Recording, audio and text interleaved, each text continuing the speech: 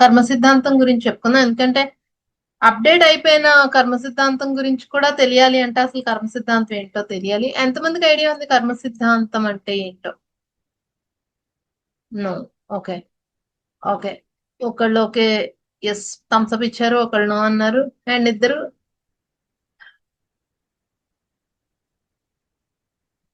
Okay. So కర్మ సిద్ధాంతము అని అంటే వెరీ సింపుల్ గా కాజ్ అండ్ ఎఫెక్ట్, కార్యకారణ సంబంధం. ఒక పని చేసాము, దాని రిజల్ట్ రావటమే కర్మ అంటే. కర్మ సిద్ధాంతంలో మెయిన్ ప్రిన్సిపల్ వచ్చి అది. సో నాలెడ్జా? ఓకే, నో ప్రాబ్లం, నేను చెప్తాను. ప్రతిసారి మనకి every time we go through any కష్టం కానీ, మనం ఏమన్నా బాధపడుతుంటే పెద్దవాళ్ళ నుంచి మనం వింటూ వచ్చాము, ఏ కర్మ చేసుకున్నామో ఇలా అనుభవిస్తున్నాము. వావ్, సూపర్, కంగ్రాచులేషన్స్, వాళ్ళు సగం నాలెడ్జ్ ఇచ్చారు. అదే పరిస్థితి మంచి జరిగినప్పుడు కూడా ఏ కర్మ చేసుకున్నామో ఇంత ఆనందాన్ని అనుభవిస్తున్నాం అని మాత్రం అనం. రైట్? సో బేసిక్ గా కర్మ సిద్ధాంతాన్ని ఓన్లీ నెగిటివ్ కి అంటకట్టేసి కష్టాలు మాత్రమే కర్మ సిద్ధాంతానికి సంబంధించినవి, కర్మ ఈజ్ సంథింగ్ వెరీ బ్యాడ్ అన్నట్టుగా చూపించారు. నో. కర్మ అంటే ఇట్ ఈస్ ఎ ప్రిన్సిపల్. అదొక సైన్స్. లైట్ వేస్తే స్విచ్ వెలుగుతుంది, లైట్ కట్టేస్తే స్విచ్ ఆగిపోతుంది, ట్యాప్ తిప్పితే వాటర్ వస్తుంది. ఓకే. ఇది ఎంత సత్యమో కర్మ సిద్ధాంతం కూడా అంతే సత్యం. నేను నిజం అనట్లేదు, సత్యం అంటున్నాను. నిజానికి పర్స్పెక్టివ్స్ మారితే, దృష్టికోణం మారితే నిజం మారిపోతుంది. కానీ సత్యం అన్నది ఎప్పుడూ ఒక్కటే. Right? So basic definition of కర్మ, లా ఆఫ్ కర్మ ఏంటంటే మీరు ఏం చేస్తే తిరిగి మీకు అది వస్తుంది. Very good, super. ఇప్పుడు దీన్ని ఎలా అర్థం చేసుకోవాలి? ఇది ఈ లైఫ్ కి మాత్రమే వర్తిస్తుందా, లేక పూర్వజన్మలు నిజంగా ఉన్నాయా, వచ్చే జన్మలు ఉండబోతున్నాయా, అసలు ఎక్కడి నుంచి మొదలవుతుంది కర్మ? కర్మ అన్నది ఎక్కడి నుంచి మొదలవుతుందో ఎవరు చెప్పలేరు. సర్కిల్ కి స్టార్టింగ్ ఏది? ఒక సర్కిల్ కి స్టార్టింగ్ ఎక్కడ ఉంటుంది? ఏది కాదు. అది ఎక్కడి నుంచైనా స్టార్ట్ అవ్వచ్చు.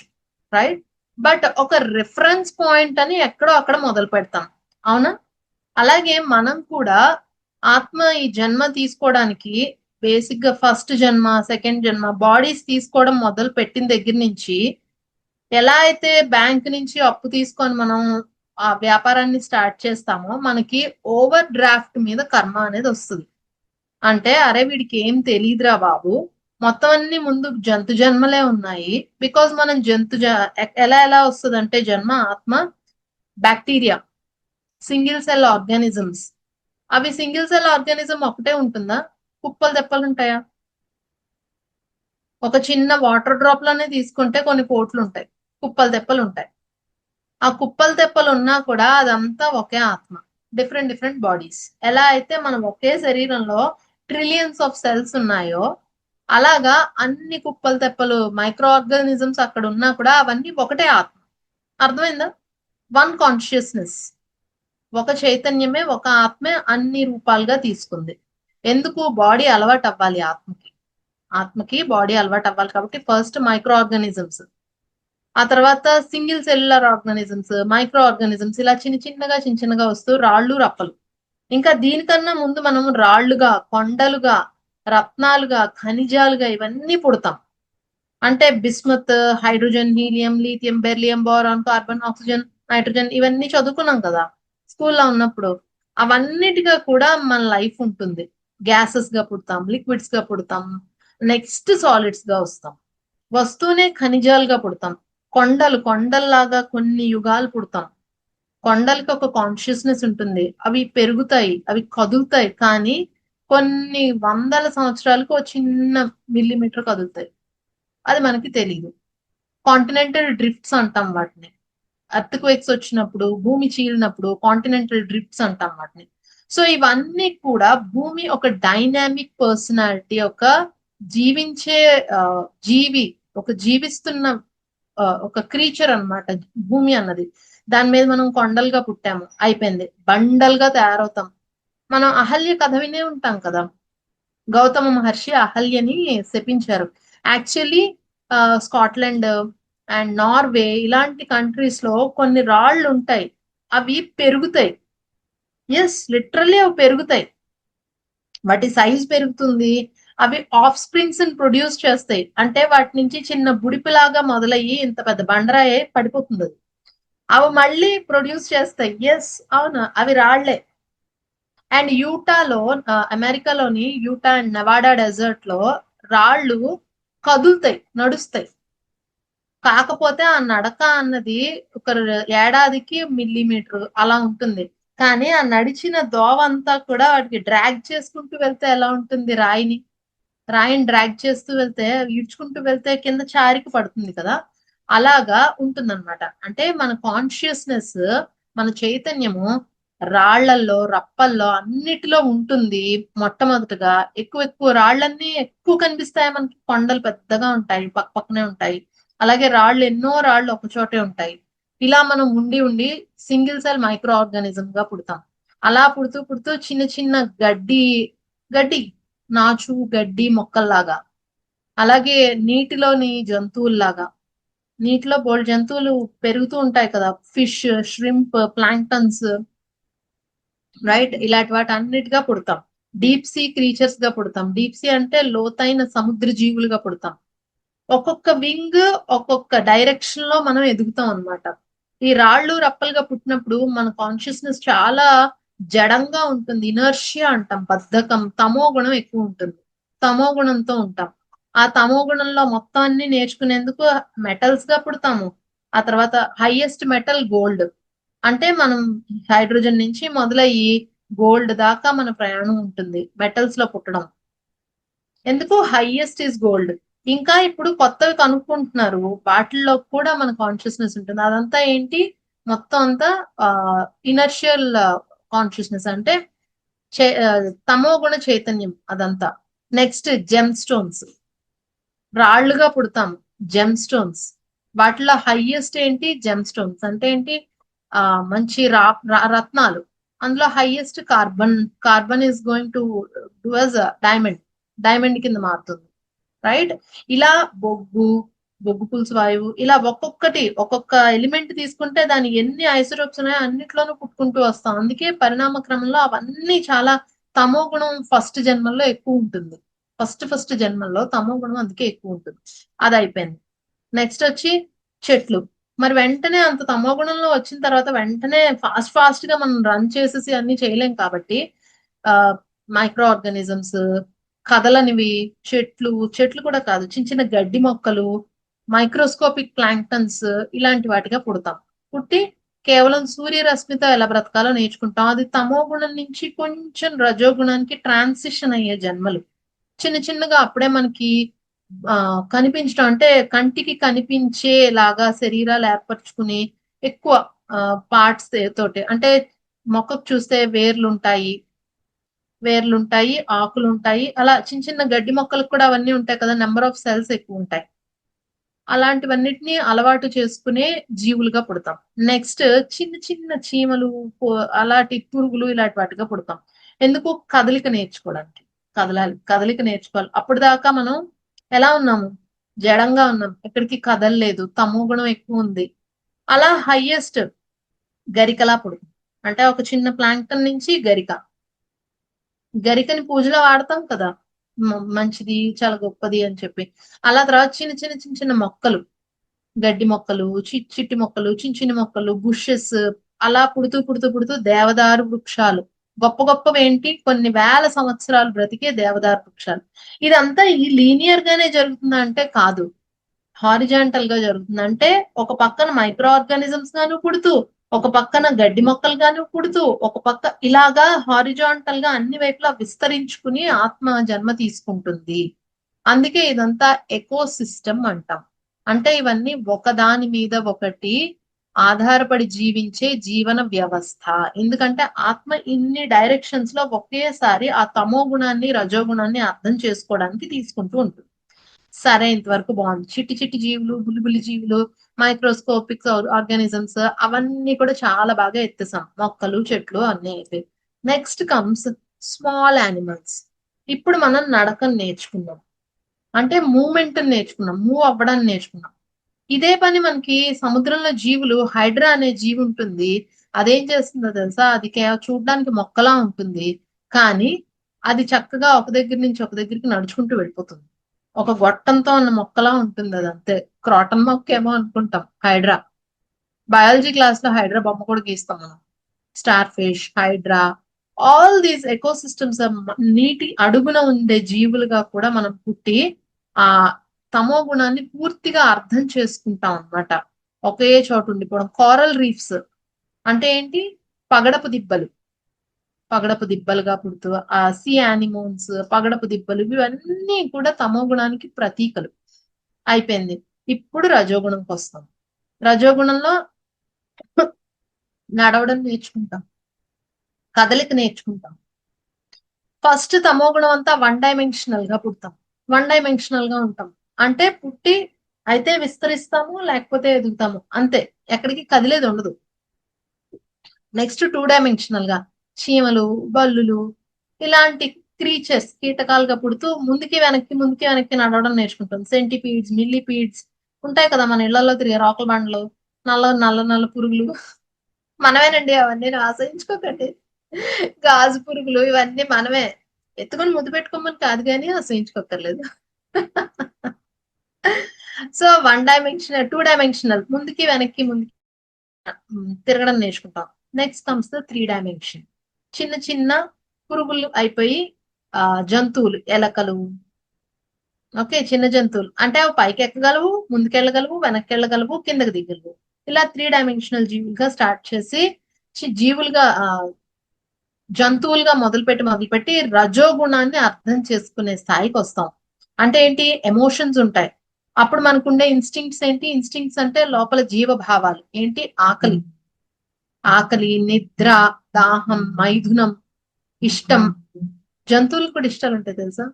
మీరు కుక్కను పెంచుకుంటే తెలుస్తుంది. అది మీరు రాగానే ప్రేమగా చూస్తుంది, రైట్? తోక ఊపుతుంది. సో ఎమోషన్స్ ఇంకా రిఫైన్ అవుతున్న కొద్దీ, జంతు జన్మల్లో రిఫైన్ అవుతున్న కొద్దీ మనకి ఎమోషన్స్ పరిచయం అవుతాయి. ఆవు, గుర్రం, కుక్క, పిల్లి ఇలా ఇంటి చుట్టుపక్కల మనం ఎక్కువగా పెంచుకుని అది మనం నుంచి డొమెస్టిసైజ్ చేసిన యానిమల్స్ ఏవైతే ఉన్నాయో అలా మనం జన్మలు తీసుకోవడం మొదలు పెడతాం. ఎందుకు అనంటే ఎమోషన్స్ అర్థం చేసుకోవడానికి.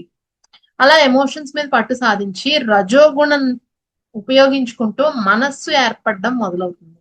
జంతువుల్లో కూడా మనస్సు ఉంటుంది, కానీ దానికి బేసిక్ అవసరాలే ఉంటాయి. బేసిక్ సాఫ్ట్వేర్ మాత్రమే ఉంటుంది. ఎలా అయితే ఒక డబ్బా ఫోన్ కి బేసిక్ సాఫ్ట్వేర్ ఉంటుందో అలాంటి ఓన్లీ బేసిక్ సాఫ్ట్వేర్ ఉంటది జంతువుల్లోని మనస్సులో.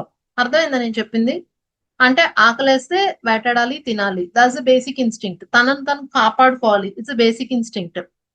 ఫైవ్ సెన్సెస్ ని ఉపయోగించుకొని ఇన్ఫర్మేషన్ తీసుకుని తనకు అవసరమైన ప్రాసెస్ చేసుకోవాలి, that's basic software. Okay, next తన పిల్లల కోసం మేటింగ్ చేసి పిల్లల్ని కానీ ఆ పిల్లల్ని పెంచే పద్ధతులు కొన్ని ఉంటాయి. అండ్ రీసెంట్లీ సైంటిస్టులు చాలా ఆశ్చర్యపోయారు. వేల్ పాడ్స్ అంటాం, అంటే బ్లూ వేల్ ఉంటుంది కదా సముద్రంలోని పెద్ద జంతువు, బ్లూ వేల్. అది దాని పిల్లల్ని స్కూలింగ్ చేస్తాయి. స్కూలింగ్ చేయడం అంటే నేర్పిస్తాయి. డిఫరెంట్ డిఫరెంట్ వాయిసెస్, నోట్స్ నేర్పిస్తాయి. ఎలా అయితే టెలిగ్రాఫిక్ స్పీచ్ లో dot dot dot dash dash dash dot dot dash dash అలా ఉంటాయో అలాంటి సౌండ్స్ చేస్తూ వాటి పిల్లలకి కమ్యూనికేషన్ నేర్పిస్తాయి. ఓకే, డాల్ఫిన్స్ వాటి పిల్లలకి స్కూలింగ్ చేస్తాయి, నర్సింగ్ చేస్తాయి. అంటే మనం నర్సరీస్, ప్లే స్కూల్స్ ఎలా పెట్టుకుంటామో వాళ్ళు వాటి పిల్లలకి అలా పెట్టుకుంటాయి. సో వాటికి స్కూలింగ్ పద్ధతి తెలుసు అని అంటే వాటి బ్రెయిన్ ఏ రేంజ్ లో డెవలప్ అయింది చూడండి, ఎమోషన్స్ ఎలా ఉంటాయి చూడండి. అర్థమవుతుందా? సో రజోగుణాన్ని అర్థం చేసుకుంటూ ఎమోషన్స్ ని ఉపయోగించుకునే జన్మలుగా ఈ హైయెస్ట్ ఫార్మ్స్ ఆఫ్ యానిమల్స్ అన్నమాట. జంతు గుర్రాలు. గుర్రాలు లైఫ్ లాంగ్ ఒకరితోనే కలిసి ఉంటాయి. కొన్ని రకాల బర్డ్స్ లైక్ సీగల్స్, ఆల్బెట్రాస్, ఇలాంటి బ్లూ వెబ్డ్ ఆల్బెట్రాస్ ఇలాంటివన్నీ కూడా జీవితాంతం ఒకటే పక్షితో జత కడతాయి. ఇవి చచ్చిపోతాయి. పెంగ్విన్స్ ఇవన్నీ ఒక సోషల్ ఆర్డర్ ని, సామాజిక స్పృహని, సోషల్ నెట్వర్క్స్ ని కలిగి ఉంటాయి. Even dolphins, whales, killer whales, blue whales, great whales వీటన్నిటిని కూడా. ఓకే, ఇది మనం బేసిక్ సాఫ్ట్వేర్ గా ఫస్ట్ మానవ జన్మ ఎత్తేసరికి ఒక కర్మతో స్టార్ట్ అవుతాము. ఇదంతా జంతు జన్మల నుంచి వస్తుంది. ఏంటేంటి వచ్చాయి మనకి? బేసిక్ జన్మ నుంచి తమో గుణాన్ని పూర్తిగా అర్థం చేసుకున్న జన్మలు ఎత్తేసాము. కదలనివి, కొంచెం కదిలేవి, భారంగా కదిలేవి, ఎక్కువ ఫియర్స్ గా ఉండేవి. తమోగుణం అంటే ఇంపల్సివిటీ ఉంటుంది. ఫియర్స్ అంటే ఊరూరికే మీద పడిపోతాయి. జంతువులు లైక్ సింహాలు, టైగర్స్, వాటికి దూరంగా ఉంటాం కదా మనం. వైల్డ్ బేర్స్, ఎలుగుబంట్లు, ఇలా అవన్నీ కూడా కొంచెం కదిపితే చాలు మీద పడిపోతాయి కాబట్టి వాటికి దూరంగా ఉంటాం. ఇదేంటంటే తమో గుణం టు రజోగుణం ట్రాన్సిషన్ అయ్యే జన్మలు. అలాగే జంతు జన్మల్లో అన్ని జన్మలు ఎత్తుతూ రజోగుణాన్ని నేర్చుకుంటాం. కదలటము, దూకటము, ఎక్కటము, దిగటము అన్నిటినీ నేర్చుకున్నాక మనస్సు అనే బేసిక్ సాఫ్ట్వేర్ వచ్చి ఇన్స్టింక్ట్స్ తయారవుతాయి. ఆకలి, నిద్ర, దాహం, తనను తాను కాపాడుకోవడం, మైథునం, పిల్లల్ని కనటం, పిల్లల్ని పెంచి పెద్ద చేయటము, and last but not the least శరీరం వదలటానికి కూడా ఒక ఇన్స్టింక్ట్ ఉంటుంది వాటికి. మీరు చూసారంటే ఏదైనా ఒక జీవి తనకి ఇంకా టైం సమీపిస్తుంది అనగానే ఏం తినకుండా పడుకుని పోతుంది. ఇనర్ట్ మోడ్ లోకి వెళ్ళిపోతుంది, స్లీప్ మోడ్ లోకి వెళ్ళిపోయి అలా అలా చనిపోతుంది. అంటే దాని దగ్గర మనసులో బేసిక్ సాఫ్ట్వేర్స్ అన్ని ఇంబైబ్ అయ్యి మనసు తయారయ్యి మనం మనుషులకి దగ్గరగా పుడతాం.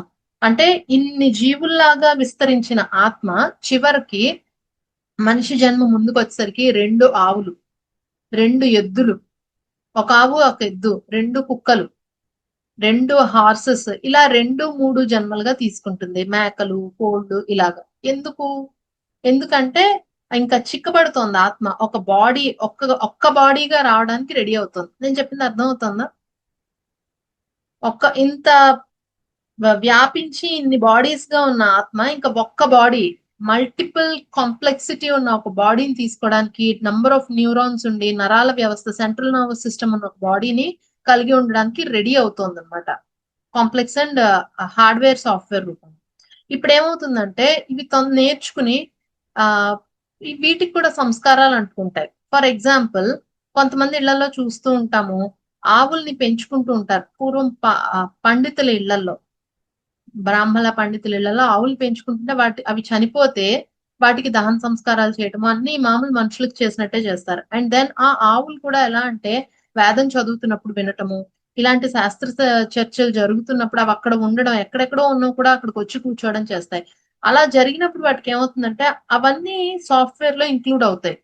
ఇంక్లూడ్ అయ్యి వాటి జన్మ పరంపరలు ఫాస్ట్ గా అయిపోతాయి. అంటే it is like level up అయినట్టు. ఇంకా మధ్యలో కొన్ని జన్మలు ఉంటాయి, అవి డిలీట్ అయిపోయి it is ready for directly ఇంకొక జన్మకు రెడీ అయిపోతున్నట్టు. ఇక్కడ దాకా అర్థమైందా? What it? Very good. ఇప్పుడు దీనికి రివర్స్ జరిగేది ఉంటుంది. ఫర్ ఎగ్జాంపుల్, చాలా మంది జంతువుల్ని ఏడిపిస్తారు. రాళ్ళు పుచ్చు కొట్టడము, ఆ చెర్నాకోలతో కొట్టడము, లేకపోతే స్టిక్ పెట్టి కొట్టడము. ఇలా జరిగినప్పుడు అవి భయపడిపోతాయి.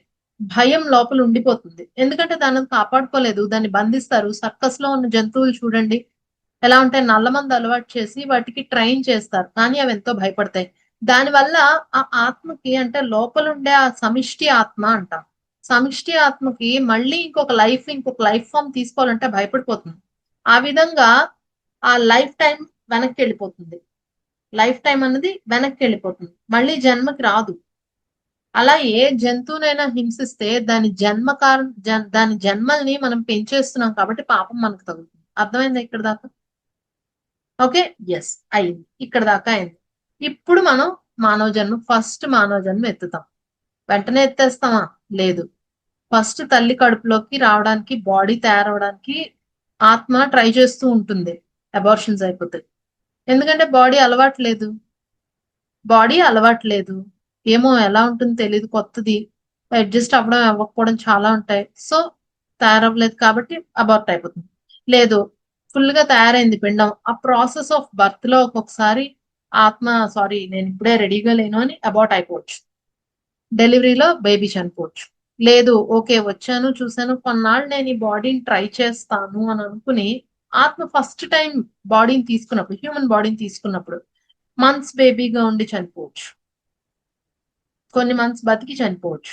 లేదు, కొన్నాళ్ళు బాల్యం నుంచి కొన్నాళ్ళు పెరిగి అమ్మో ఇన్ని కష్టాలు నేను పడలేను రా బాబు అని చనిపోవచ్చు. ఓకే. సో ఇలాగా ఒక ఆత్మ ఫస్ట్ స్టార్టింగ్ లో ఎక్కువ ఉండడానికి చూడదు. స్కూల్లో చూడండి, పిల్లలు వెంటనే జాయిన్ చేసేస్తామా? లేదు, ఫస్ట్ 2 అవర్స్ అలవాటు చేస్తాం. ఆ తర్వాత హాఫ్ డే వరకు అలవాటు చేస్తాం. కొన్నాళ్ళు అలా హాఫ్ డే వెళ్ళిన తర్వాత అప్పుడు అరే ఎల్కేజీలో జాయిన్ చేసేందుకు వచ్చింది అని చెప్పి అప్పుడు ఎల్కేజీలో జాయిన్ చేస్తాం కదా. అలాగా ఆత్మ కూడా బాడీకి అలవాటు పడేంత వరకు ముందుకి వెనక్కి లాగుతూ ఉంటుంది బాడీలో, తర్వాత చచ్చిపోతూ ఉంటుంది. అయిపోయింది.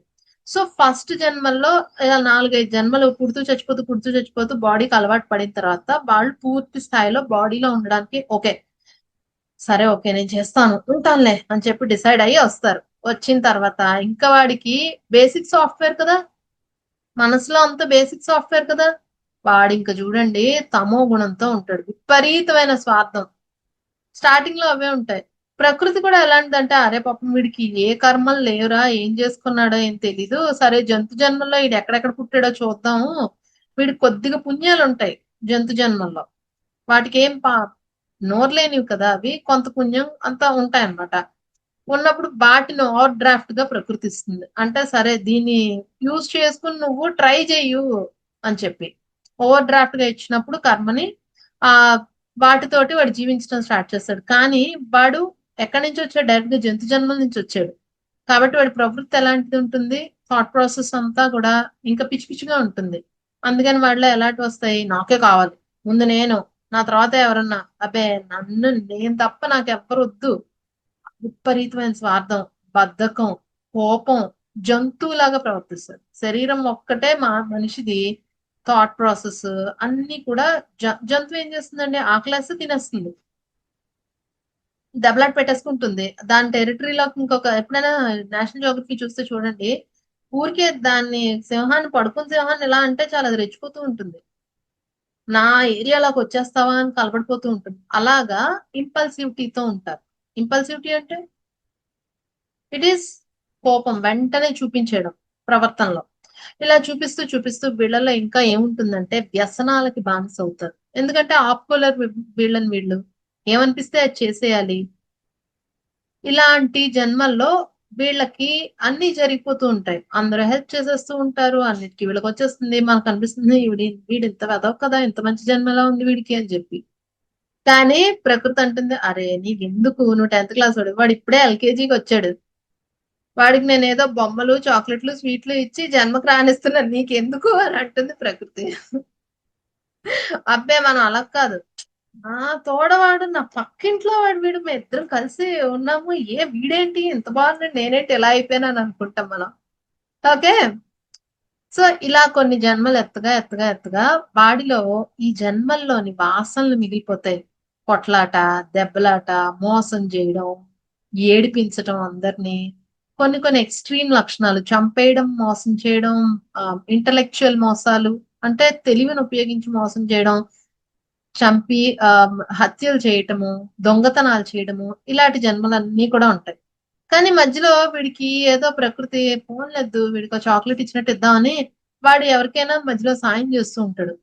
గుడ్డి వాళ్ళని రోడ్డు దాటించడము, ముసలి వాళ్ళకి సాయం చేయడము, ఎవరికో అన్నం పెట్టడము, ఏదో వాడికి బుద్ధి పుడుతుంది వాడి పుర్రిలో. అది ప్రకృతి ఏం చేస్తుంది, అబ్బా వీడేదో మంచి పని చేసాడు అని చెప్పి వాడి ఖాతాలో మెల్లమెల్లగా జమ వేస్తూ ఉంటుంది. నెగిటివ్ వాటికి ఎలాగో జమ అవడం స్టార్ట్ అయిపోయింది, మెల్లగా పాజిటివ్ కూడా జమ అవడం మొదలెడతాయి. ఎప్పుడైతే ఈ రెండు కూడా జమ అవ్వడం మొదలు పెట్టిందో ఇంకా ఓవర్ డ్రాఫ్ట్, సరే నేను తీసుకుంటాను, మొదలెట్టావుగా సంపాదన ఉండు, ప్రస్తుతం నువ్వు ఎంజాయ్ చెయ్యి అంటుంది. అలాగా బాల్యాత్మ అంటాం. అంటే మన చిన్న పిల్లలు ఎలా అయితే కూర్చోవడం, పాకడం, బోర్లా పడడం, కూర్చోవడం, పాకడం, నడవటం, నడవటం నేర్చుకుంటారో అలాగా ఈ జన్మల్లో ఆత్మ శరీరానికి అలవాటు పడి శరీరాన్ని అర్థం చేసుకుంటూ ఫస్ట్ అంతా శరీరాన్ని అసహ్యంగా అన్ని పనులకి వాడేస్తుంది. అన్ని పనులు ఇంకా విచ్చలవిడితనం అనమాట, విచ్చలవిడితనం, శరీరం దొరికింది కదా అని విచ్చలవిడి చేసేస్తుంది. సరే అవుతుంది, వీళ్ళకి లాంగ్ లైఫ్ కూడా ఉంటుంది. ఓకే, 70 ఏళ్ళు 80 ఏళ్ళు అట్లా బతికేస్తారు. కానీ వీళ్ళ వల్ల చుట్టుపక్కల వాళ్ళందరూ ఇబ్బంది పడతారు, విపరీతమైన స్వార్థం స్వార్థం స్వార్థం. ఇలాంటి వాసనల్ని మూట కట్టుకొని ఆత్మ వెళ్ళిపోతుంది. అరే కిందకెళ్ళే నేను రౌడీ రాజ్యాన్ని, తురుంఖాన్ని అనుకోని చెప్పుకుంటది పైన. అప్పుడు కూర్చోబెట్టి మాస్టర్స్, నాన్న చాలా బాగా చేసావు, నీకు ఇప్పుడు సినిమా చూపిస్తాం, అబ్బి పిక్చర్ బాకీ అని చెప్పి నువ్వు ఇట్లా చేసావు కదా, నెక్స్ట్ లైఫ్ ఇందులో ఒక 10% అనుభవిద్దు గాని నువ్వు ఎక్కువ వద్దు, మళ్ళీ ఎక్కువ కూడా అనుభవించలేవు నువ్వు. ఎందుకంటే నీకు ఈ 10% అనుభవించడానికే పుణ్యాన్ని సంపాదించుకున్నావు. అర్థమవుతుందా, నేను ఇంకా 10% అని చెప్తాను, యాక్చువల్లీ 1%.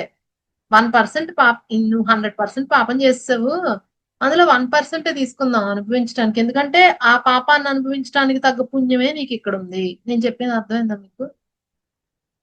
మనం ఏమనుకుంటాం అంటే చాలాసార్లు నేను పుణ్యం సంపాదించాను కాబట్టి నా పాపం క్యాన్సిల్ అయిపోతుందంట. అస్సలు కాదు. ఆ పుణ్యం ఈ పాపాన్ని అనుభవించడానికి బ్యాలెన్స్ అవుతుంది. ఓకే. ఇంత పుణ్యం ఇంత పాపమే అనుభవిద్దు గాని, ఎందుకంటే అంత పుణ్యం మాత్రమే చేసావు అంటే వాడేమో నాకు వద్దు, నాకు ఇవేవి చెప్పలేదు, మెల్లగా అలవాటు అవుతుందనా అని చెప్తారనమాట మాస్టర్స్. మళ్ళీ జన్మకొస్తాడు.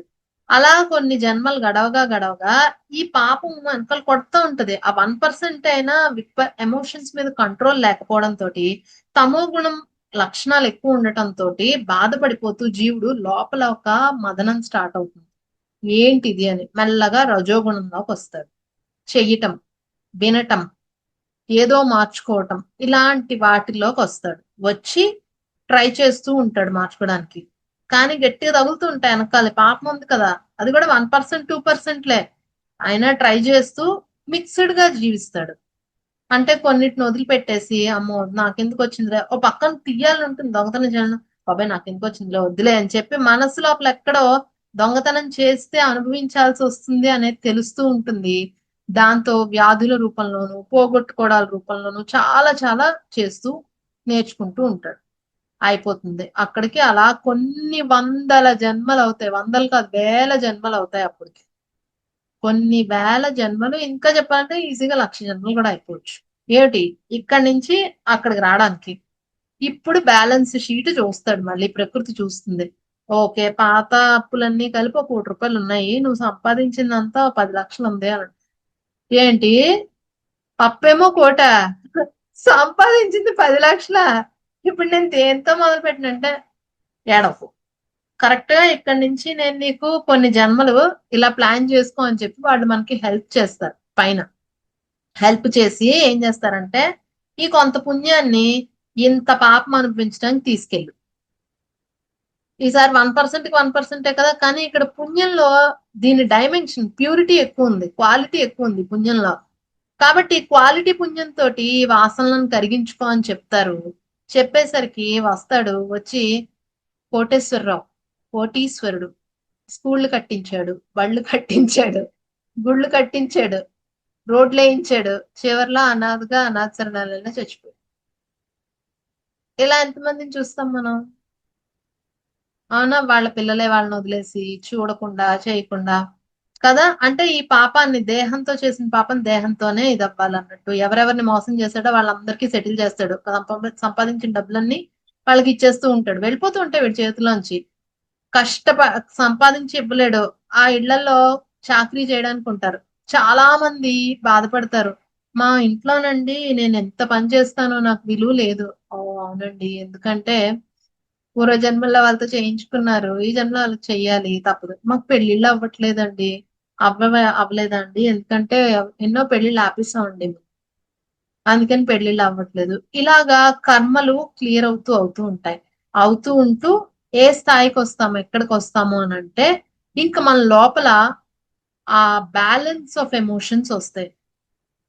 మితిమీరిన కోపం, మితిమీరిన అహంకారం, భయం, అలాంటివన్నీ తగ్గుతూ తగ్గుతూ తగ్గుతూ మనలో ఈ లైఫ్ నేను ఉపయోగించుకోవాలి, బాగా బతకాలి, చక్కగా ఉండాలి, నా వల్ల ఉపయోగం ఉండాలి నలుగురికి అనే థాట్ ప్రాసెస్ వచ్చే లైఫ్స్ స్టార్ట్ అవుతాయి.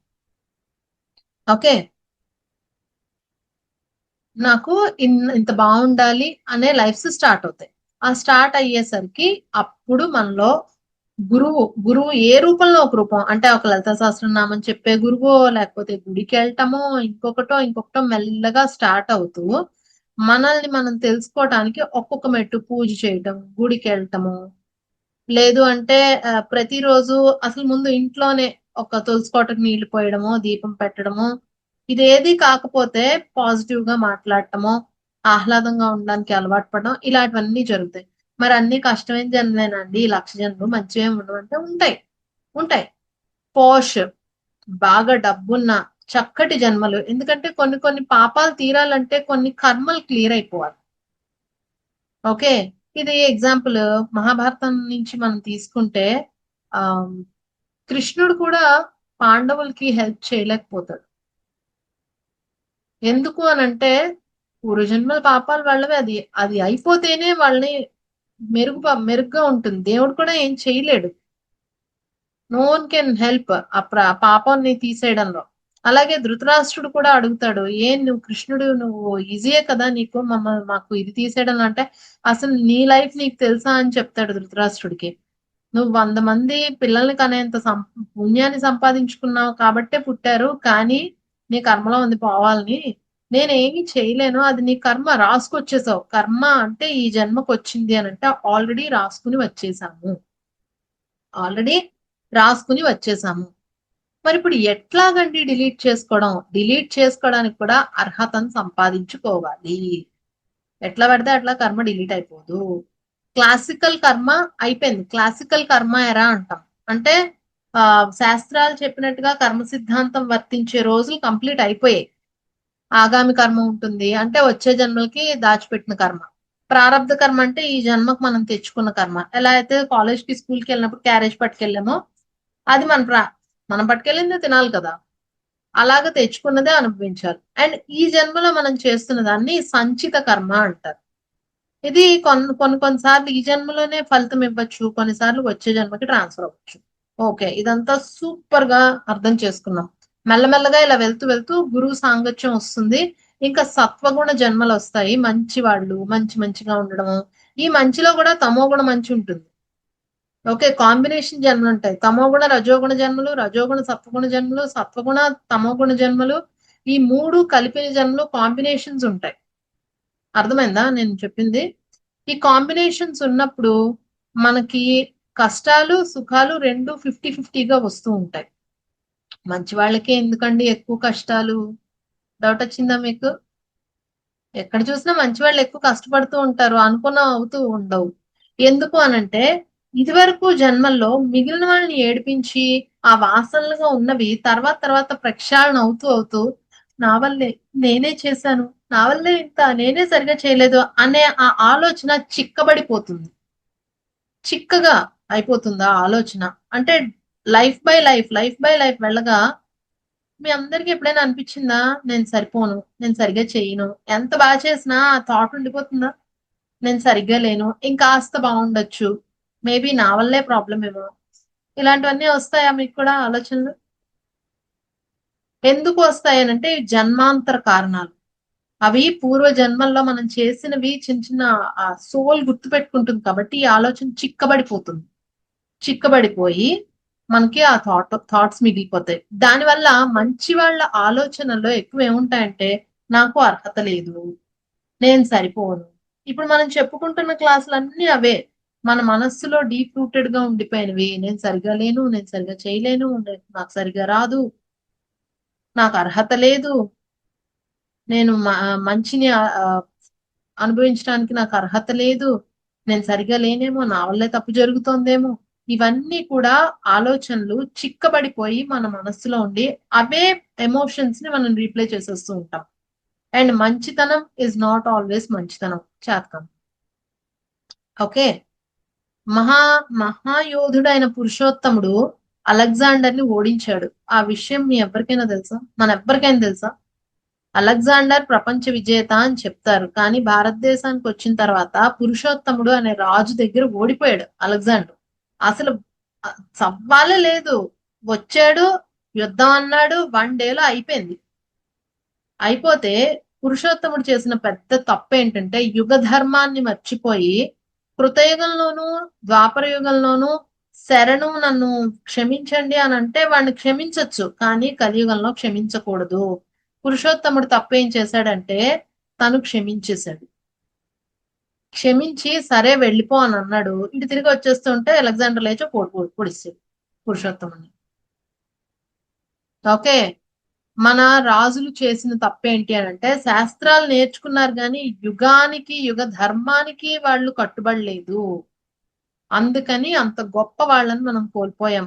రాణా ప్రతాప్ ఆఫ్ మేవాడ్ కావచ్చు, మేవాడ్ రాజు రాణా ప్రతాప్. అండ్ కొంతమందిని చూసా. And you might have seen this movie, Deepika Padukone movie ఉంటుంది, అదేంటిది, ఘూమర్ ఘూమర్ ఘూమర్ ఘూమర్ ఘూమే ఇది సాంగ్ ఉంటుంది కదా. Yeah, I don't remember that movie. Even అందులో కూడా ఆ రాజు ఓడిస్తాడు వచ్చిన ఖిల్జీని, అలావుద్దీన్ ఖిల్జీని ఓడిస్తాడు.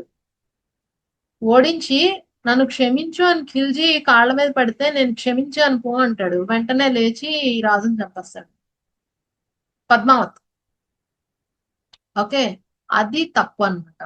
ఇప్పుడు ఈ మంచివాడికి ఏంటంటే శాస్త్రాన్ని సరిగా అర్థం చేసుకోవడం రాదు.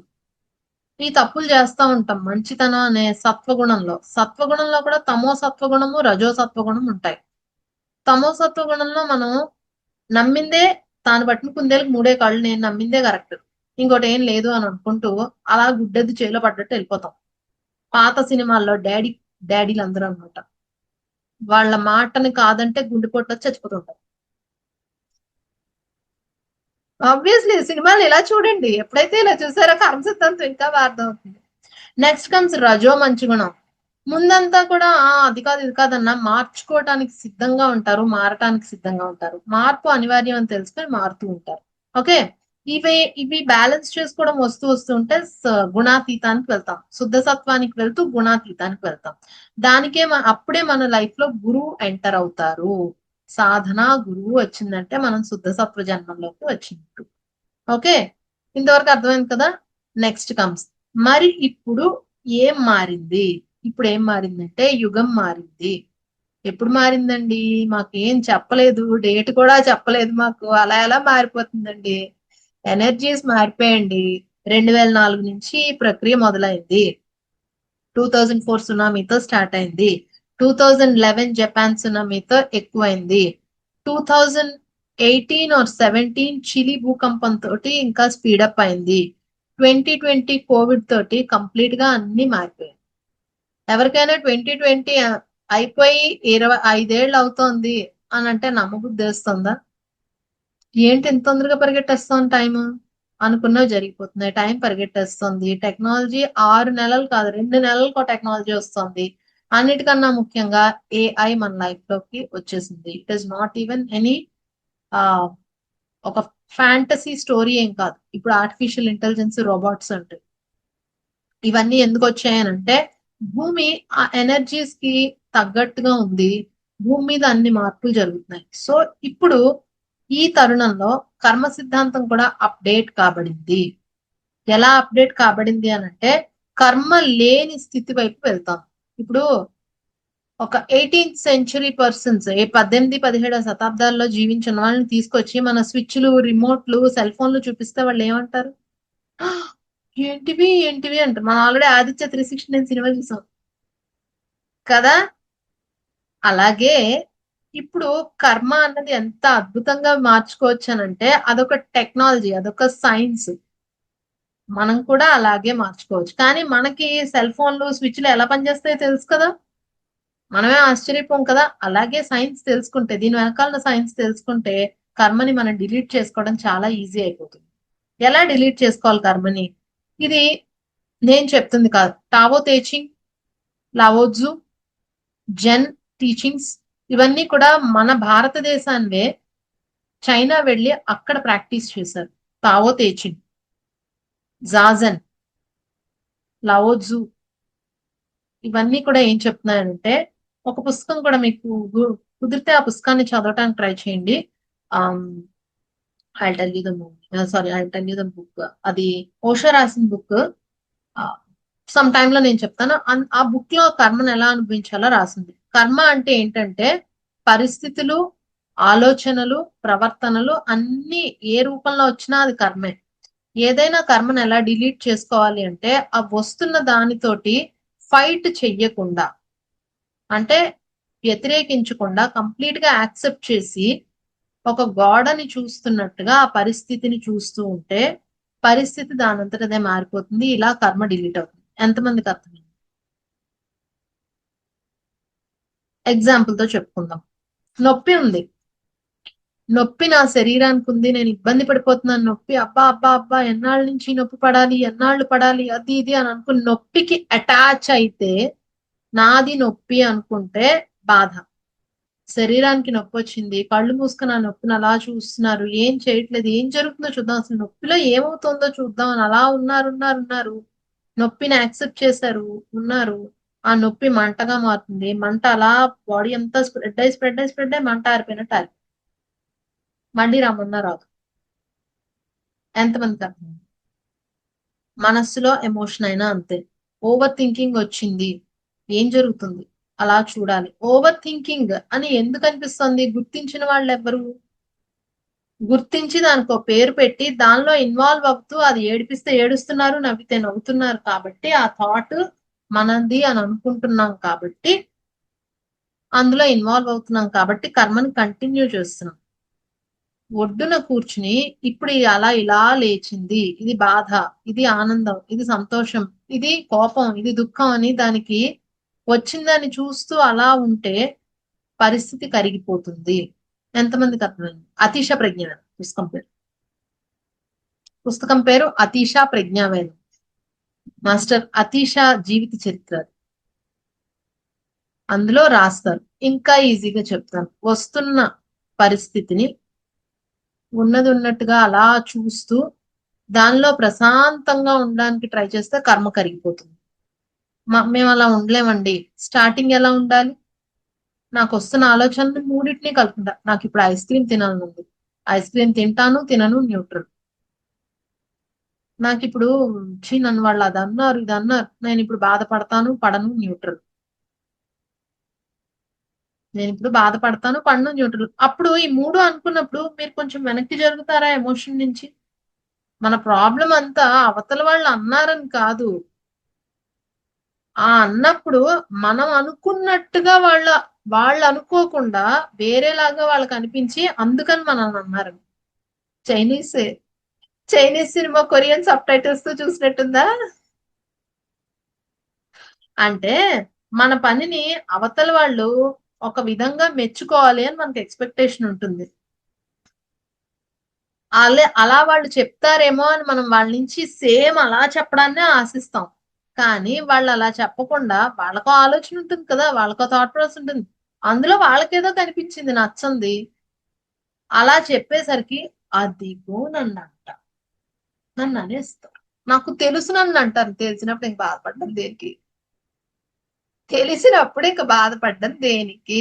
వాళ్ళు అంటారని తెలిసినప్పుడు. అది కాదు మన బాధ. అదేది ఈ అబ్బాయి చాలా మంచోడు సినిమా, వాడి చెల్లి చెప్తుంది, అది కాదన్నయ్య వాడు రేపు వస్తానన్నాడు కానీ ఇవాళే వచ్చాడు. అది కాదమ్మా, ఇప్పుడు నీ ప్రాబ్లం ఏంటి? అది కాదన్నయ్య వాడు నాకు లవ్ లెటర్, నీకు తెలుసా లవ్ లెటర్ ఇస్తాను?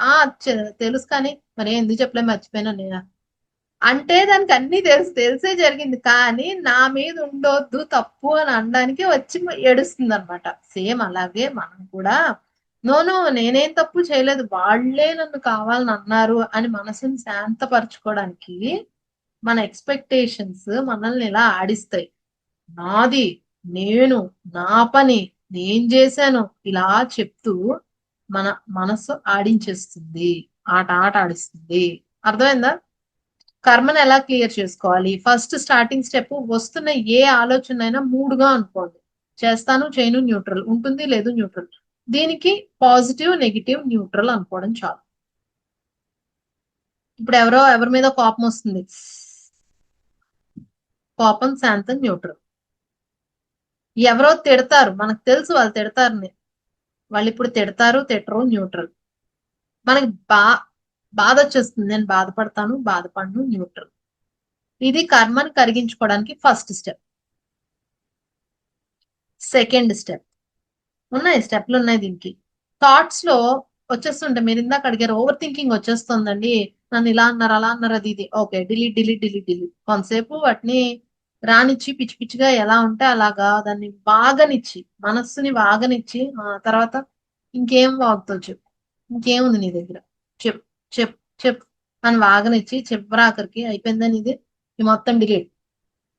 వాడు చూడండి అదే సినిమాలో మొత్తం ఇంత ఆర్డర్ ఇచ్చి క్యాన్సిల్ అంటాడు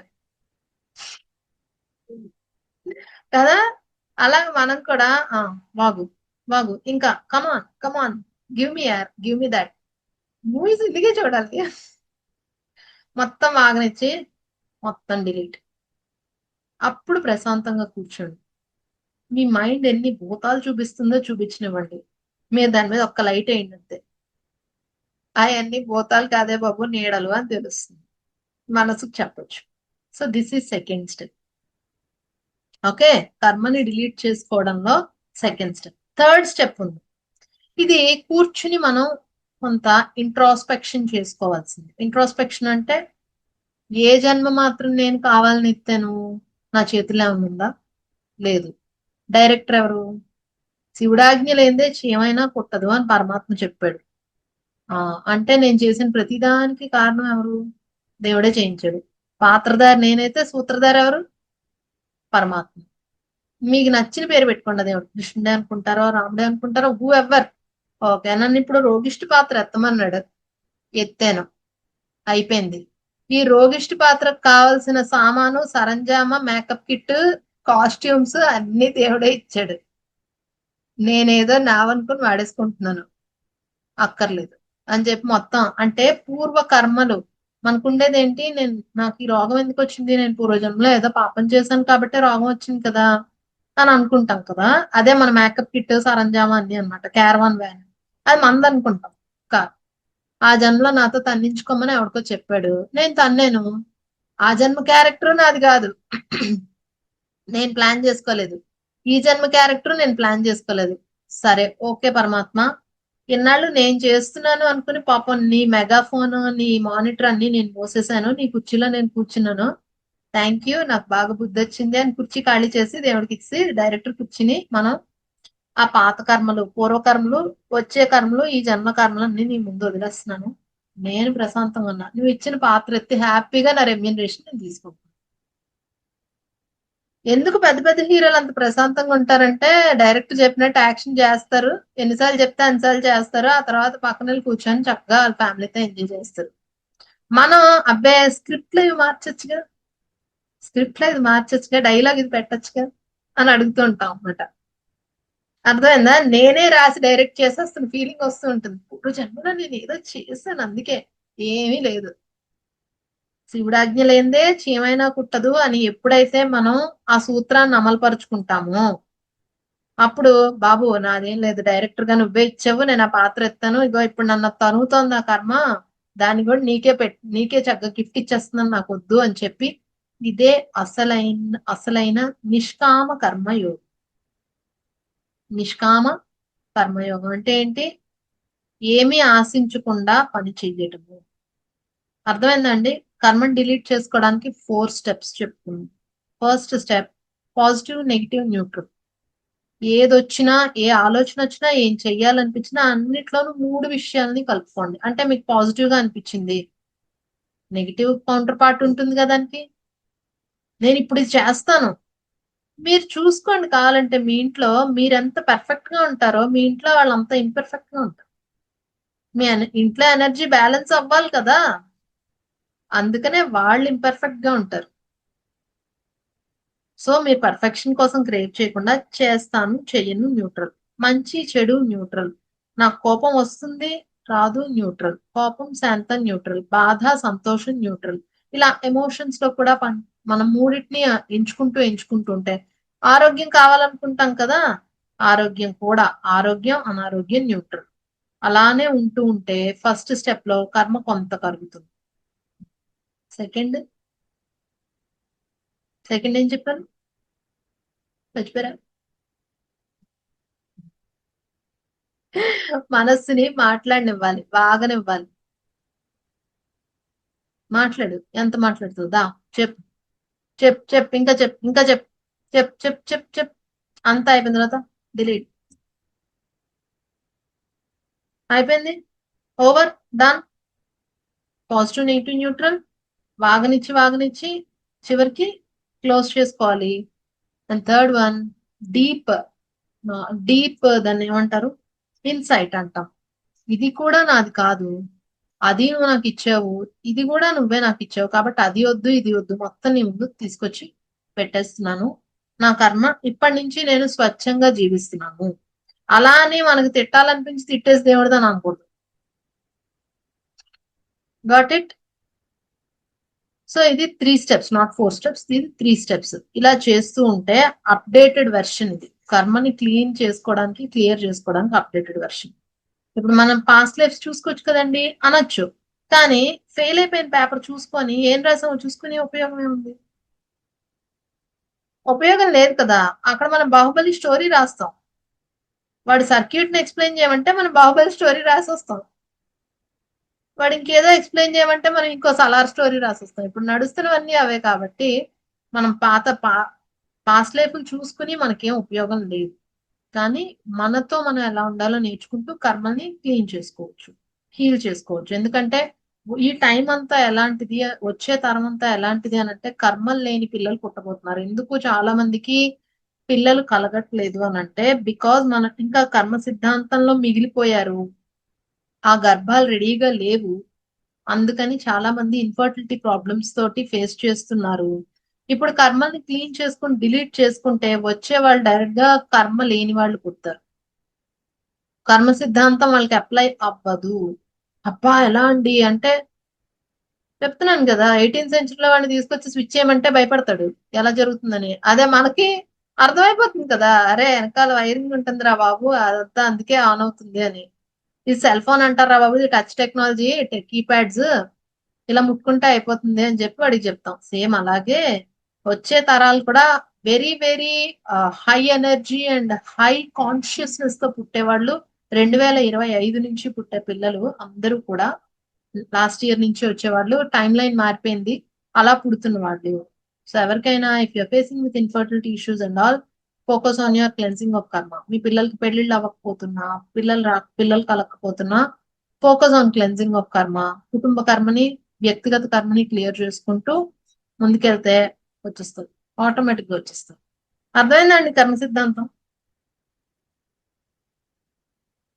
yeah, yes, no, all right. చాలా బాగా చెప్పారు. బాగుంది కదా, ఉమ్. నాకు నచ్చింది. కాదండి, మనం ఎక్కడున్నామో ఎలా తెలుస్తుంది?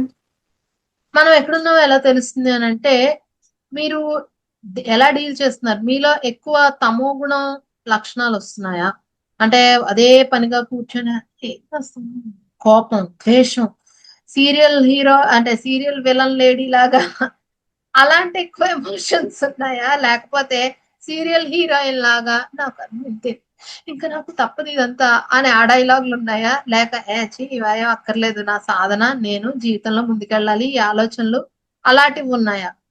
ఇది అలాంటివి ఇప్పుడు ఉంటే ప్రస్తుత స్టేజ్ ఇది ఉంది. గ్రోత్ మెంటాలిటీ ఉన్నప్పుడు మీరు మూడు మూడు అయిపోయి తమోగుణ రజోగుణ సాత్విక జన్మలు అయిపోయి శుద్ధ సాత్వికంలో ఉన్నట్టు. You know how to use those గుణాలు. ఏ గుణాన్ని ఎప్పుడు ఉపయోగించుకోవాలో తెలియటమే శుద్ధ సాత్వికం అంటే. అవసరమైతే తమోగుణం డ్రామా కూడా ఆడతాం, అవసరమైతే రజోగుణం డ్రామా కూడా ఆడతాం. మంచి వాళ్ళుగా ముసుగేసుకుని నాని అంటాడే వెదావా మంచితనం అని చెప్పి ఆ సినిమాలో, నేను ఎక్కువ సినిమాలు చూస్తాను అందుకే చెప్తాను. ఆ ముసుగు వేసుకోవడం నా వల్ల కాలేదంటే చూసారా, కావాలంటే అలాంటి ముసుగు కూడా వేసుకుంటాను. యా, సో మనం ఎలా ఉన్నామో ఎక్కడ ఉన్నామో ఇలా తెలుసుకోవచ్చు. ఓకే. థ్యాంక్